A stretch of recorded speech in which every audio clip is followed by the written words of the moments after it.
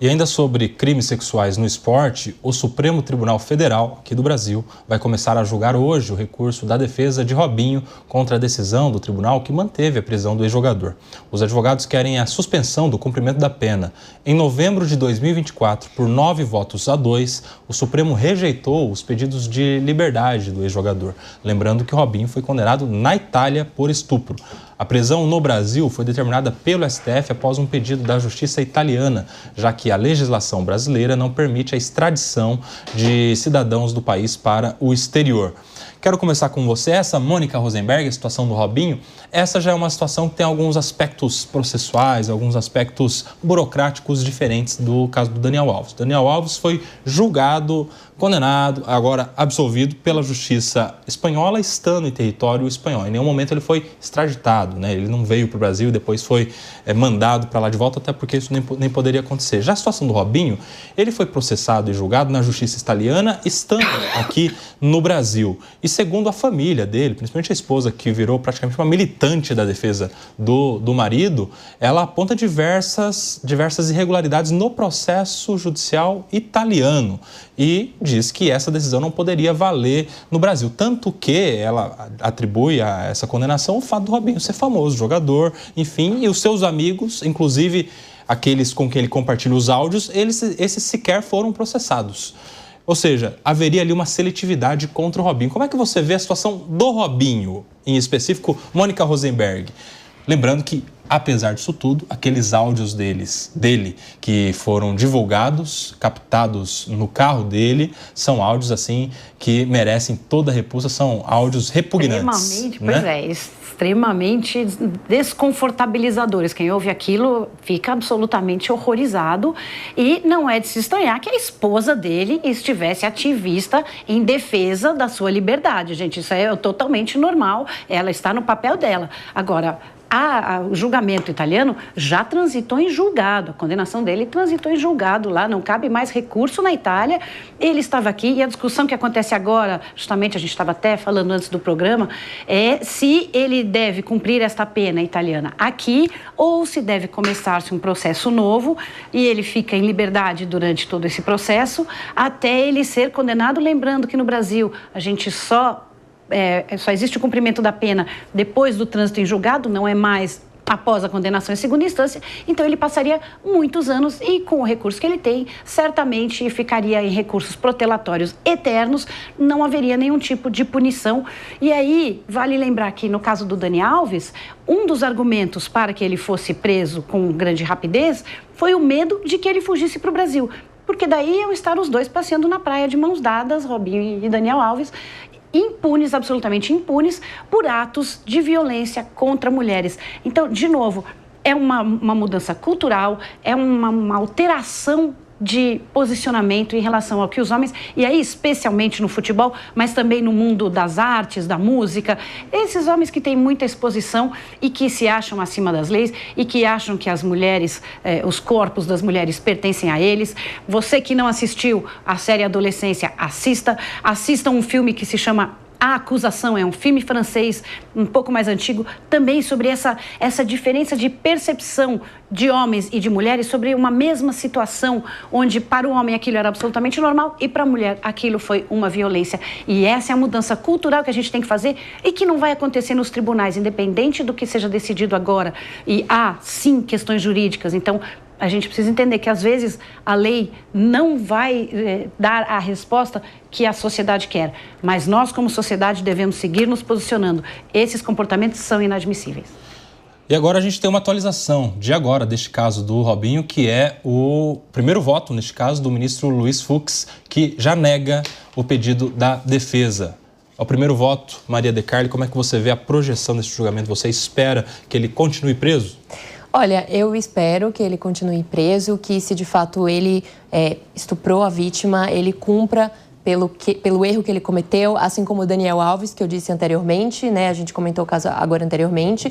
Eu faço coro aqui aos meus amigos, o Paulo e a Mônica, que falaram, né, de uma maneira mais macro sobre esse ambiente nocivo que é alguns espaços de poder que ocupado principalmente por homens. A gente sabe disso, a gente sabe que essa sensação de impunidade com relação aos demais, principalmente com relação ao corpo da mulher, é algo de praxe. A gente estava aqui há um tempo atrás, por exemplo, falando do caso do Silvio Almeida, que também era, digamos que um predador sexual, um homem influente que lançou trabalhos profissionais de renome e que são importantes para quem estuda o seu campo de estudo, mas que cometeu atrocidades absurdas contra mulheres e que exercia um cargo de extremo poder e de extrema influência no governo. Então, minha gente, não é só no futebol, é na política, é na mídia, é em diversos meios que ocorra essa sensação de impunidade e que os homens ocupam esses cargos poderosos. O futebol, principalmente, a gente sabe, é um ambiente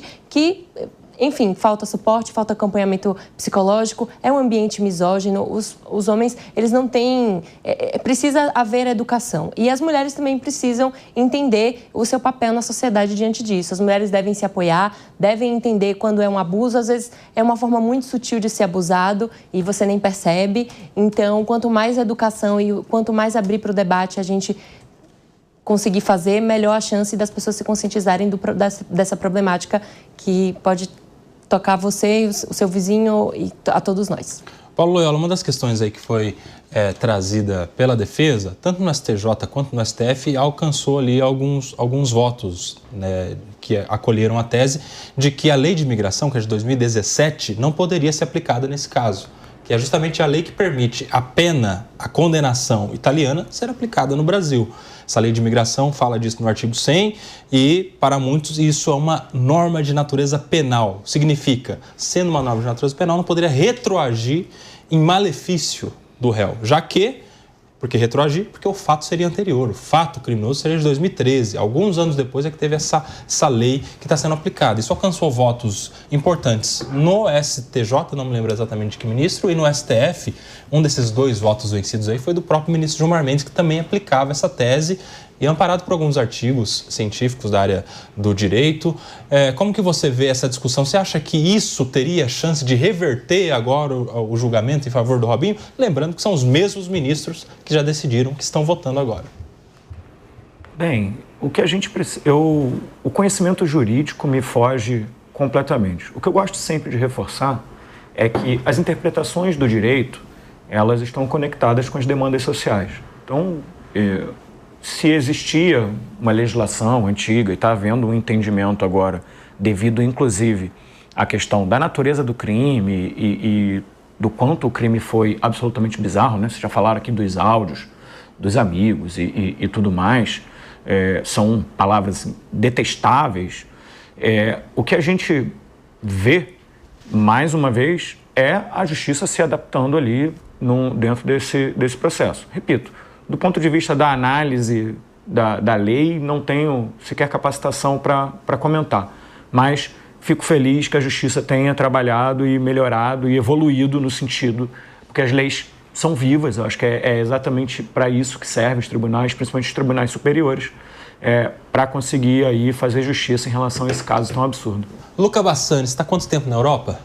Já há 10 anos. 10 anos. Você acompanhou lá a repercussão do caso Robinho também. Sim. Tem muita diferença na repercussão do que foi o caso Robinho, do que foi o caso Daniel Alves? E aí? Em relação às provas, sim. A imprensa europeia, inclusive, ela destaca esse áudio detestável que foi compartilhado no grupo de todos os estupradores, todas essas pessoas que estão sendo acusadas pela justiça italiana, foram julgadas e condenadas porque se trata de um estupro coletivo de uma moça da Albânia que trabalhava em uma casa de festas e que, no caso em questão, a gente vê que o Robinho, por ser uma figura em destaque, está pagando aqui no Brasil esta pena, mas a demanda da esposa dele, por mais que seja midiática, é válida de que os outros também deveriam cumprir a pena, porque também foram condenados. Então, quando a gente vê um ato tão horrendo como esse acontecer, é importante que todos aqueles que participaram deste tipo de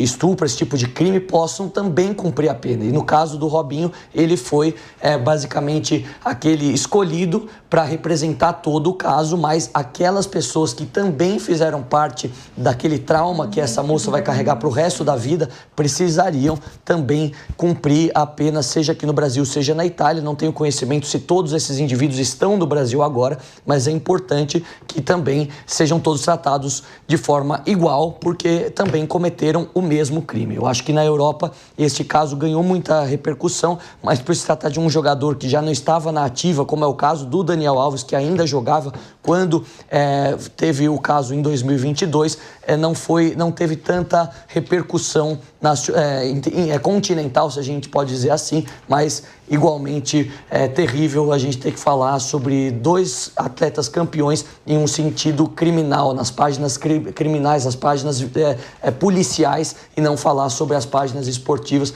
Realmente lamentável todos esses 2 casos. Eu só queria fazer o que o Luca tocou num assunto bastante importante, que era um debate que a gente, inclusive, estava tendo aqui antes de entrar ao ar, que é justamente, né, a gente está falando de 2 jogadores que têm um histórico, assim, memorável para quem gosta e acompanha futebol. Você mesmo mencionou aqui os feitos que o Daniel Alves tem como depois desse 4-1 aí contra a Argentina, que a gente tomou essa semana. Então, se lembra do que foi o futebol brasileiro, a seleção? Então, a gente estava falando justamente disso. 2 gênios do futebol, da bola, mas que como pessoas, né, pessoa física, cometeram, se forem, né, indiciados e culpados, atos abomináveis. E outras tantas pessoas, outros tantos escritores, autores, pessoas famosas que têm um trabalho incrível, mas que cometem atrocidades na sua vida pessoal. Então, o debate que eu quero lançar aqui é: até onde a gente consegue separar a obra da pessoa e vice-versa? E se isso impacta o que a gente consome e como a gente consome? E fica aí para a audiência debater.